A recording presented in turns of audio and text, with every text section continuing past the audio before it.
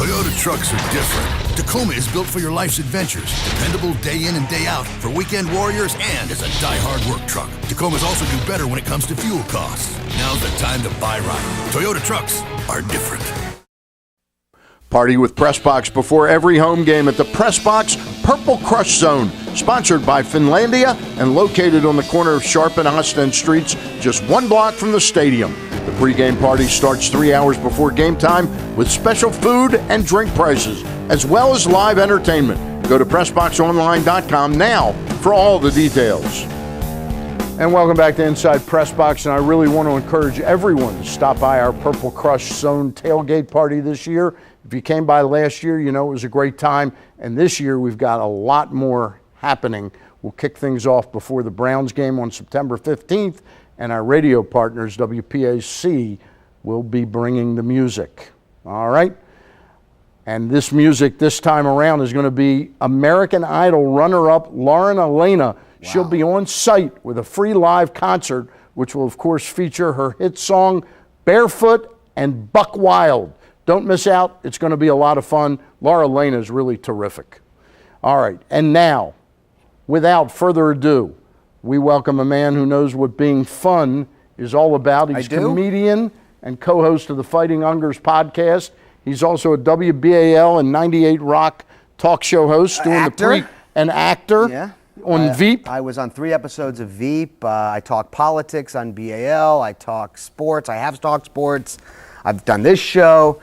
I'm, whatever they need. Whatever you are they a need. Renaissance man. I really, in fact, you know what? Since the last time I worked with you, I've actually learned how to play guitar. Seriously. Really? I can actually do that now. Did you? And you probably learned how to make more money than when you were working with PressBox. Yes, that was a no-brainer. Yeah. I got a job at a gas station. I'm doing a lot better. Tell me about what hot button items are either bugging you or what you like in sports.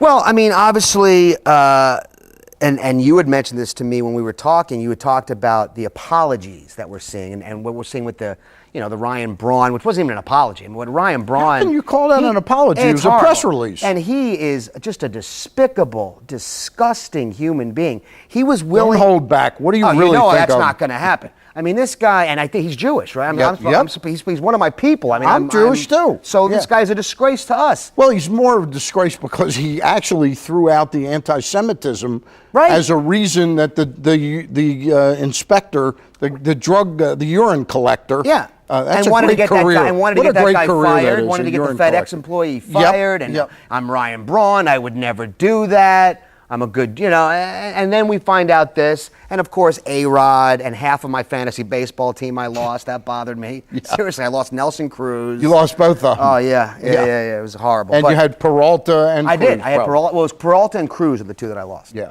But it's just, I mean, and it's despicable, and we want to put that behind us, and I like that, Major League Baseball is clearly. They're done. Like they'll get rid of anybody. But here's a question, though. They point to how tough their drug enforcement program is. Mm-hmm. Their testing program. Bud Selig likes to say it's up there. It's tougher than the Olympics. Right. But the drug enforcement program didn't catch these guys. Well, it happened to be somebody that was spilling his guts. If they were doing as much work on cancer research, as they're doing on creating these athletes / beasts. The athletic edge. Yeah, there'd be no cancer. I mean, that's what's going on. And so anytime they come up with a test, there's a way to beat the test, and something new comes out. And look, you can't blame MLB. It's because it's just the nature of the beast. I mean, anything that's going to give them an edge, they're going to take. So I think at some point the question has to become, when do we step back and say, we can't get rid of everything? I mean, this is the 21st century. It's not just steroids anymore. And human growth hormone. There are doctors that swear by human growth hormone, and that it will prolong your life. It'll give you a better quality of life when you get older. What do you make of this story now that the NFL wants to test former players with human growth hormone? I guess to see if it helps some of their problems. I don't know if you've read about that. No, I haven't. So test guys. former players, who I don't admit know to now taking. No, they just want to test them with. They want to use them as human guinea pigs with HGH. So first they give them serious brain damage. Exactly. Then they want to inject them with HGH and see if it helps. Sounds a lot like Germany in the late 30s. It does sound like that. Hey, tell me about the NFL. Have you been following Bannergate, the whole thing with the idea big Flacco banner in Denver? Know, that it's the opening game and there's a giant poster of Flacco. It's ridiculous, and I cannot fault the fans in Denver. Let's flip it.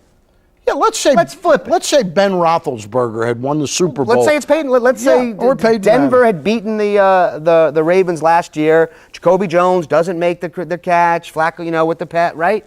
And now somehow they're opening this season, and at M&T Bank Stadium, there's a Peyton Manning head.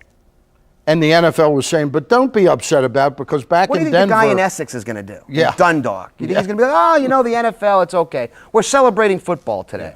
No. This really is about their arrogance because it's their arrogance that really caused the game to be played in Denver. Right. It's not Peter Angelos and the Orioles. No. All they had to do was communicate with MLB and say, hey, in these 7 cities, don't schedule games that first, and it would have been done. Right. What's new with your career? We got about 45 seconds. My brother and I were doing this podcast called the Fighting Ungers. Right. That was nominated for Best of Baltimore in the City Paper, which Congratulations. is nice. Yeah, that's great. And it's new. It's only 30 episodes, so to get some there's play. the website. There's right. And we talk about sports a little bit, but we talk pop culture. We talk, we're dysfunctional brothers with alcoholic parents, so there's a lot of that.